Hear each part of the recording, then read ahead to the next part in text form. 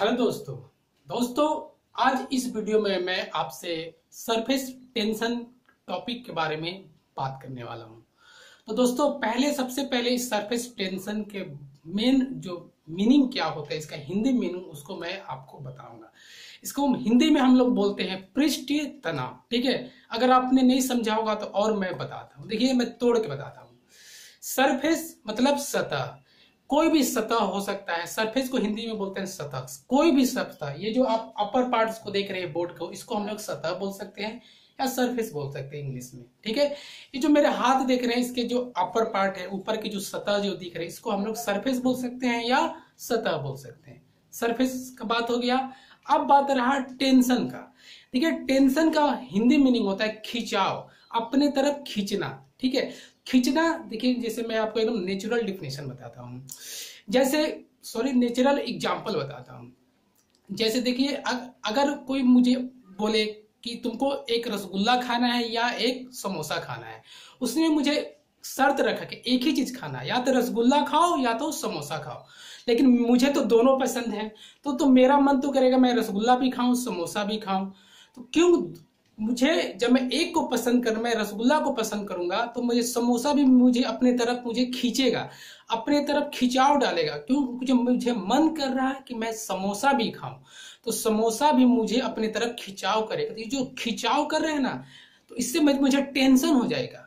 Tension होगा कि मैं क्या खाऊं, जो मैं जनरली बोलते रहता हूं। तो इसी टेंशन को कहते हैं टेंशन, खिंचाव। जो अपने तरफ मुझे मेरे मन को खींच रहा है उसी को कहते हैं ये टेंशन।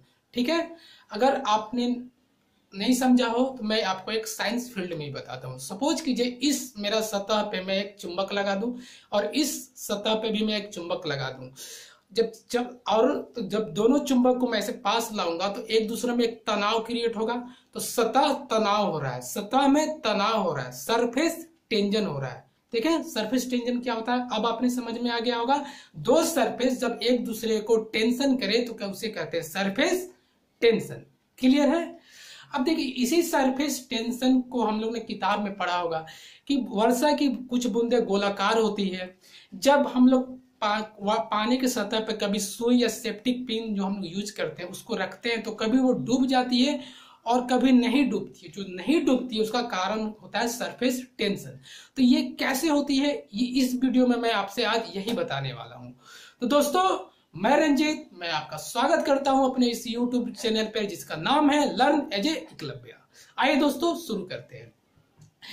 पानी में क्या होता है, पानी में मॉलिक्यूल्स होती है, ये हमें पता है, हर चीज में मॉलिक्यूल्स होती है। ठीक है, मान लीजिए ऐसे दो मॉलिक्यूल्स है, एक ये मॉलिक्यूल्स, ये एक दो मॉलिक्यूल्स है। ठीक है, अगर ये पानी का जो मॉलिक्यूल्स है, अगर मैं पानी का टेम्परेचर बढ़ा दूं तो क्या होगा, अगर दोनों के बीच मान लीजिए कि 2 mm है की दूरी है, तो जब टेम्परेचर ज्यादा होगा तो क्या होगा, 2 mm से ये दूरी बढ़ जाएगा, ये दूरी हो जाएगी 3 mm हो जाएगी या 3 से ज्यादा हो जाएगी। ऐसे ही मतलब 2 से तो ज्यादा होगी, ये कंफर्म है। ठीक है, और ऐसा ही सेम अगर मैंने वाटर का टेम्परेचर को डिक्रीज कर दिया, कम कर दिया, तो क्या होगा, ये सिकुड़ेगा। सिकुड़ेगा मतलब क्या, टेंशन करेगा। टेंशन मतलब हिंदी तनाव करेगा, आपस में ये सिकुड़ जाएंगे। तो क्या होगा, 2 mm से इसका जो डिस्टेंस है दो मॉलिक्यूल के बीच का वो कम हो जाएगा, तो लेस देन 2 mm हो जाएगा। ठीक है, गर्म होने पे फैलता है और ठंड होने पे ये एक दूसरे को टेंशन करते हैं। ठीक है, क्लियर है? जब हम वाटर के सरफेस पे कोई जैसे सुई रखते हैं, जो हम लोग कपड़े सिलाई उलाई में इस्तेमाल करते हैं, वो डूब जाती है। डूबना तो ये नेचुरल फेनोमेना है, ये तो होगा। क्यों? क्योंकि सुई का डेंसिटी जो होता है, घनत्व होता है, वो आपका पानी के घनत्व से ज्यादा होता है, इसलिए वो उसके में डूब जाता है। लेकिन जब घनत्व ज्यादा होता है तो कभी कभी ऊपर क्यों रुक जाता है, पानी के सरफेस के अंदर चला जाना चाहिए लेकिन ऊपर में ही रुक जाता है। ऐसा कैसे हो जाता है जब डेंसिटी घनत्व ज्यादा होने के बावजूद?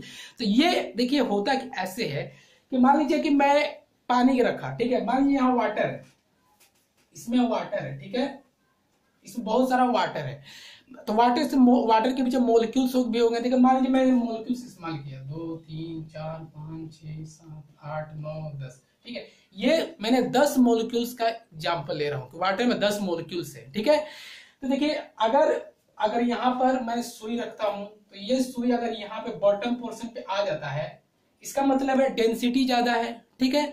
और कभी मैं, और देखिए और एक और भी कारण होता है इसके अंदर आ जाने के, क्योंकि ये देखिए मॉलिक्यूल्स के बीच में दूरी ज्यादा है। अगर पानी का टेम्परेचर ज्यादा है तो मॉलिक्यूल्स क्या हो जाएगा, एक्सपेंड करेंगे, फैलेंगे, तो उनका मॉलिक्यूल्स के बीच में दूरी ज्यादा है।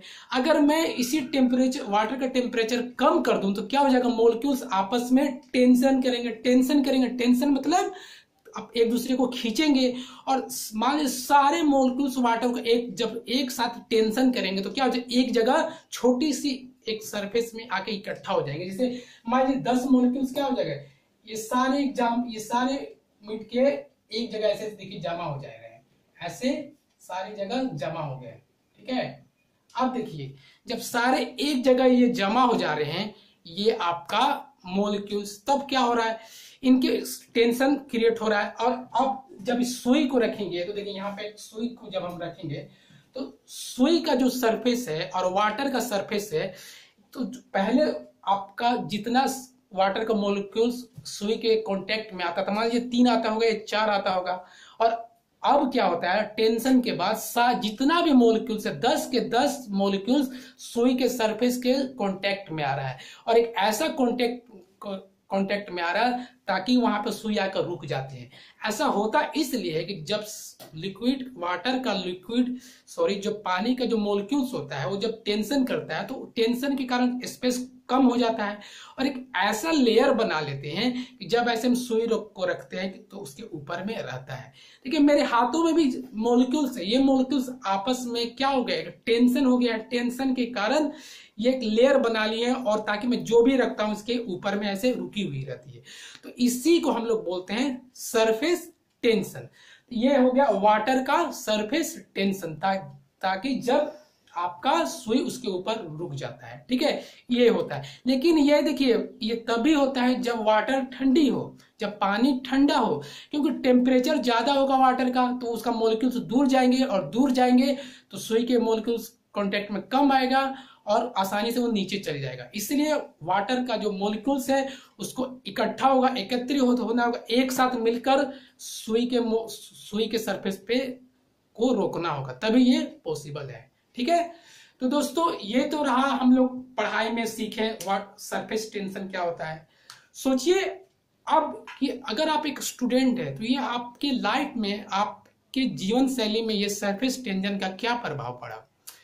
जाहिर सी बात है हर एक टॉपिक से हम कुछ ना कुछ सीखते हैं, अगर ना सीखें तो हमारा पढ़ना बेकार है, क्योंकि पढ़ाई सिर्फ किताब और बोर्ड तक ही नहीं रहती, ठीक है। सोचिए अगर मैं सोचूं कि अगर मैं सरफेस टेंशन को मैं अगर स्टूडेंट हूं तो मेरे लाइफ पे कैसे है।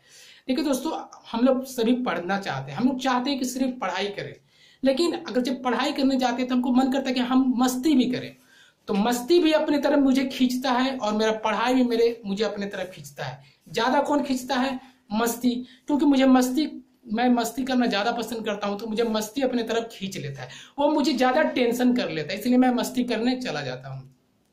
लेकिन सोचिए मैं अगर एक खिलाड़ी का नाम लूं, अगर विराट कोहली को मैं बोलूं कि विराट कोहली को मैं अगर फुटबॉल खेलना बोले, चलो फुटबॉल खेले, तो क्या उनको फुटबॉल अगर खेलेंगे भी तो क्या होगा, कुछ देर खेलेंगे या अच्छे नहीं खेलेंगे, और तुरंत थोड़ा देर खेलने के बाद तुरंत वो क्रिकेट खेलने चले जाएंगे। क्यों?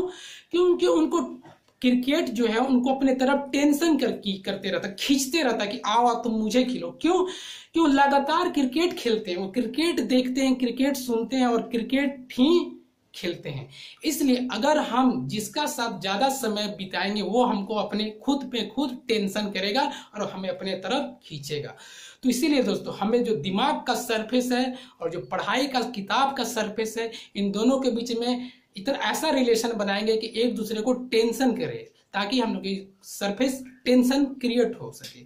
इसलिए दोस्तों हमने अपने लाइफ में सरफेस टेंशन को जितना ज्यादा हो उतना ज्यादा बढ़ाते रहें। तो दोस्तों ये जो मेरा तरीका है सरफेस टेंशन को टॉपिक बताने का, अगर आपको अच्छा लगा तो मुझे जरूर कमेंट करें और मेरे इस चैनल को लाइक करें। मिलते हैं नेक्स्ट वीडियो।